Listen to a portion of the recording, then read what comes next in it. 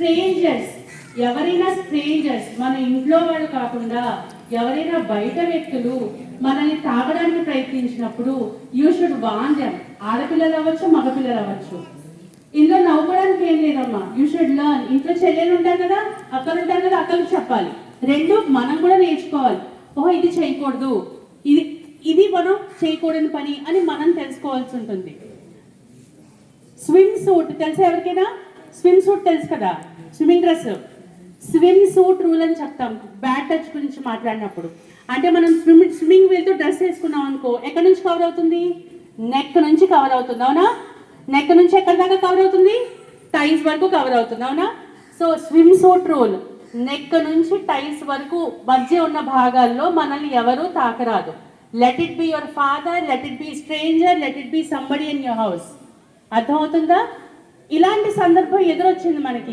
ఎవరో ఉన్నారు స్ట్రేంజర్, మనతో కొంచెం తప్పుగా ప్రవర్తిస్తున్నారు. ఎలా రియాక్ట్ అవుతారు? ముడుచుకుపోయి ఎవరికి చెప్పకుండా మీలో మీరే దిగులు పెట్టేసుకుని బాధపడిపోతారా? ఫస్ట్ ఏం చేయాలి? సే నో, స్టాప్ టచింగ్ మీ.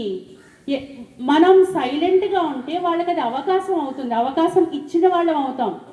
భయపడుతుందిరా ఈ అమ్మాయి, భయపడుతున్నాడురా ఈ అబ్బాయి, మనం ఎలాగైనా వీడిని అబ్యూస్ చేయొచ్చు అనుకుంటారు.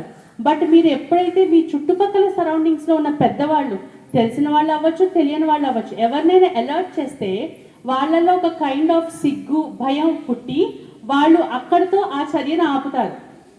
అదే మనలో మనం పెట్టుకుని బాధపడిపోయి ఇంటికి వెళ్ళి అమ్మా నాన్నలకు చెప్పకుండా ఈ టైప్ ఆఫ్ బిహేవియర్ చేస్తే వాళ్ళకి అది అడ్వాంటేజ్ అవుతుంది. రేపన్న రోజు ఈ పిల్ల అమ్మకి చెప్పలేదురా, ఇంట్లో చెప్పలేదు అదే వాడు మళ్ళీ వస్తాడు. అడ్వాంటేజ్ ఇచ్చినట్టేనా? Yes, yeah. సో ఫస్ట్ ఇంట్లో తల్లిదండ్రుల దగ్గర ఏది దాచకూడదు. రెండు, కొంచెం మొహమాటంగా అనిపిస్తోంది, స్కూల్లోనో బయట ఎక్కడన్నా ప్రదేశంలోనో ఏదో జరుగుతున్నప్పుడు టీచర్స్కి చెప్పాలి, హెడ్ మాస్టర్ గారికి కంప్లైంట్ చేయాలి. ఇలా మనం రోజు ఎవరి మొహాలు చూస్తాం లేచాక?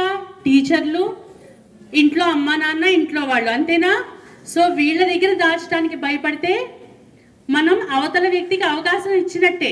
Yes boys, yes.